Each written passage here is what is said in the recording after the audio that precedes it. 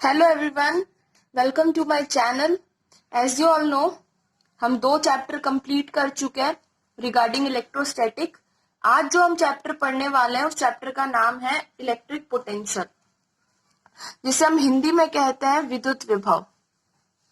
तो इससे पढ़ने से पहले आपको एक एग्जाम्पल समझाना चाहती हूँ पोटेंशियल एक्चुअली में है क्या और इसकी जरूरत क्यों पड़ रही है हमें इस चैप्टर में पढ़ने के लिए।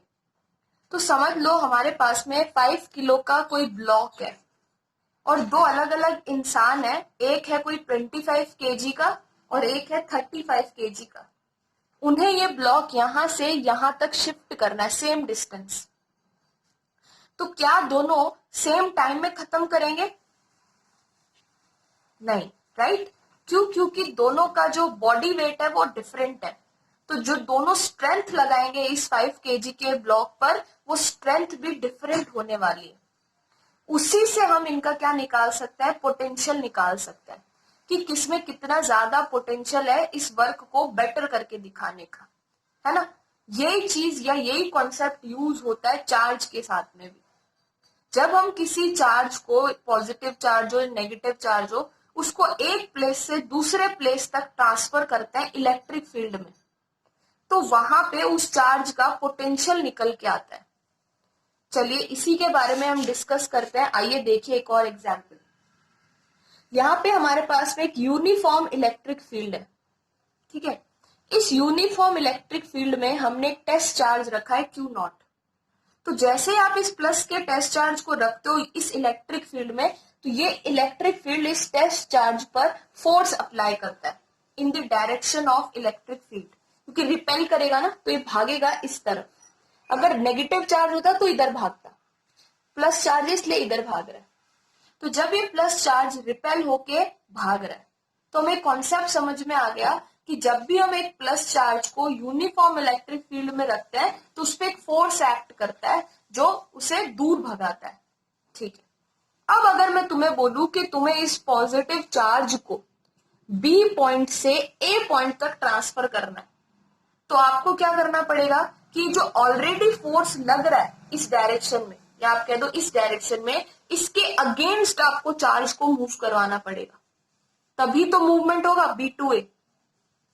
तो जब आप एक इलेक्ट्रिक फोर्स यानी विद्युत बल की विपरीत दिशा में बल लगाते हैं तो उसे आप कह रहे हैं एक्सटर्नल फोर्स। वो एक्सटर्नल फोर्स की हेल्प से ही आप इसको इधर से इधर मूव करवा सकते हैं, ठीक है। तो अब बात कर लेते हैं पोटेंशियल की। तो पोटेंशियल को कैसे कैलकुलेट किया जाता है? पोटेंशियल को कैलकुलेट करने के लिए आप ये कैलकुलेट करोगे कि बी से ए तक जाने में आपने जो वर्क परफॉर्म किया है वो कितना है। वो वर्क डन की हेल्प से हम पोटेंशियल मेजर करते हैं। तो जैसा आपने 10th क्लास में पढ़ा था, पोटेंशियल की डेफिनेशन होती है it is equal to amount of work done by external force in moving positive test charge from point B to point A. यानी किसी धनात्मक आवेश को ए बिंदु बी से ए तक लाने में बाह्य बल द्वारा किया गया कार्य ही विद्युत विभव कहलाता है, ठीक है। तो यानी वर्क डन के बेस पे जजमेंट दे रहे हैं। अब जितना ज्यादा प्लस चार्ज होगा उतना ही ज्यादा हमें वर्क करवाना पड़ेगा, उतना ही ज्यादा स्ट्रॉन्ग फोर्स लगाना पड़ेगा। तो इस तरह से सबका पोटेंशियल अलग अलग होगा। आपको पता ही होगा पोटेंशियल को हम V से डिनोट करते हैं।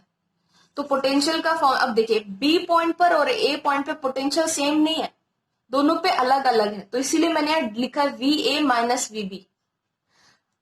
तो ये पोटेंशियल डिफरेंस जो है वो work done upon test charge के इक्वल होता है, रेशो के। अब वर्क डन को आप 2 तरह से डिफाइन कर सकते हैं। एक तो यहाँ लग रहा है एक्सटर्नल फोर्स जो इस डायरेक्शन में लग रहा है, तो मैंने यहाँ लिखा है work done by external force upon Q not. एक दूसरा फोर्स भी लग रहा है जिसको आप इस डायरेक्शन में देख रहे हैं, उसे हम कह रहे हैं इलेक्ट्रिक फोर्स। तो अगर आप इस फोर्स की वजह से वर्क डन कैलकुलेट करेंगे तो नेगेटिव लिखना पड़ेगा, क्योंकि आपका फोर्स इधर लग रहा है, डिस्प्लेसमेंट इधर हो रहा है, नेगेटिव वर्क हो रहा है यहाँ पे, इसीलिए यहाँ माइनस का साइन पुट किया है। क्योंकि वर्क डन 2 फोर्स कर सकते हैं यहाँ पे। अब आप किसके बारे में बात कर रहे हैं? अगर आप एक्सटर्नल फोर्स की बात करेंगे तब तो फॉर्मूला बन जाता है WBA अपॉन क्यू नॉट। लेकिन अगर आप इस इलेक्ट्रिक फोर्स की वजह से वर्क डन निकालेंगे तो माइनस का WBA अपॉन क्यू नॉट आएगा। बस यही समझाना चाह रही थी यहाँ इससे। इसकी एसआई यूनिट जूल होती है और ये एक स्केलर क्वांटिटी है। तो वही चीज समझाई है मैंने कि अगर आप इस एक्सटर्नल फोर्स की मदद से निकालेंगे तो क्यू नॉट इधर मल्टीप्लाई में चला जाएगा और ये बन जाएगा वीबी माइनस वीए। और अगर आप इलेक्ट्रिक फोर्स की वजह से वर्क डन निकाल रहा है तो फॉर्मूला बन जाएगा Q naught V A minus VB. ये चेंज क्यों हो गया है? क्योंकि आपको पता होगा यहाँ माइनस आता है, जब आप माइनस की मल्टीप्लाई करोगे तो डिफरेंस आएगा ही आएगा। इसमें कंफ्यूज होने की बात नहीं है, बस आप इतना याद रखिए, ये टर्म याद रखिए, इसका अपोजिट होता है बस। ठीक है, नेक्स्ट मैं आपको एक्सप्लेन कर रही हूँ कि जो वर्क डन परफॉर्म करता है चार्ज, वो पोटेंशियल पे डिपेंड करता है, पाथ पे डिपेंड नहीं करता है। अगर हमें ए पॉइंट और बी पॉइंट लें और 3 अलग अलग पाथ से ट्रांसफर करें चार्ज को, तो उनका वर्क डन तीनों की वजह से सेम आएगा, क्योंकि वर्क डन जो हम निकालते हैं वो पोटेंशियल का डिफरेंस लेते हैं। तो इस पॉइंट पर और इस पॉइंट पर पोटेंशियल तीनों रास्तों से सेम ही रहने वाला है, तो ये पाथ पे डिपेंड नहीं करता है, ये आप याद रखेंगे। उसके बाद नेक्स्ट इंपॉर्टेंट बात देखिए, अब ये एक यूनिफॉर्म इलेक्ट्रिक फील्ड है, मैंने इस पे 3 पॉइंट इमेजिन किए, ए बी और सी। तो मैं आपको बताना चाहती हूँ कि जो इलेक्ट्रिक फील्ड की डायरेक्शन में जब हम जाते हैं, यानी इस डायरेक्शन में मूव करते हैं, तो पोटेंशियल हमेशा डिक्रीज होता है। इसको हम अभी आगे डिटेल नेक्स्ट वीडियो में डिस्कस कर लेंगे या आगे डिस्कस कर लेंगे। बस अभी एक पॉइंट को दिमाग में रखिए कि जब आप इलेक्ट्रिक फील्ड की डायरेक्शन में जाएंगे तो पोटेंशियल डिक्रीज होगा। इसका कहने से मेरा मतलब है ए और बी पॉइंट की अगर मैं बात करूं तो ए का पोटेंशियल ज्यादा है कंपेयर टू बी, क्योंकि जैसे जैसे आगे जा रहा है पोटेंशियल कम हो रहा है, तो जो पॉइंट जितना दूर लेंगे आप वो उतना ही पोटेंशियल में लो होगा, तो इसीलिए बी पॉइंट का पोटेंशियल ए से कम होगा। सेम अब बात करते हैं बी और सी की, ये दोनों सेम डिस्टेंस पे मतलब सेम प्लेन में एग्जिस्ट कर रहे हैं, तो ये दोनों सेम पोटेंशियल होल्ड करेंगे। अब ये मत सोचिएगा कि ये तो ऊपर है ना, नहीं, प्लेन लेना होता है, हमें यहाँ पे एक प्लेन इमेजिन करना होगा इस तरह से, तो बी और सी एक ही प्लेन में एग्जिस्ट करेंगे, इसीलिए इन दोनों का पोटेंशियल सेम होता है, ये आप याद रखेंगे। तो यही मैंने यहाँ पे बताया आपको। फिर अगर आपको पोटेंशियल निकालना है तो पोटेंशियल इक्वल्स टू होता है ईडी, यानी इलेक्ट्रिक फील्ड इनटू डिफरेंस। तो ए और बी के बीच में डिफरेंस है डी, तो वीए माइनस वीबी हो गया हमारा ईडी। सेम हम लिख सकते हैं वीए माइनस वीसी हो गया हमारा ईडी, क्योंकि जितना डिस्टेंस यही है उतना ही डिस्टेंस यहाँ होगा, तो यहाँ लिखा है। लेकिन वीए माइनस वीसी अगर मुझे निकालना है, मैं ये वाला डिस्टेंस कभी यूज नहीं करूंगी, इसलिए मैंने लिखा is not equals to E R. जब हमें ये डिस्टेंस लेने की बात आ रही होती है तो अब हम कंपोनेंट यूज करते हैं यहाँ पे, तो ये यहाँ पे थीटा एंगल पे बेंड है, तो इसका कंपोनेंट ये वाला बनता है आर साइन थीटा। तो उस केस में हमें लेना होता है VA minus VC equals to E R sine theta.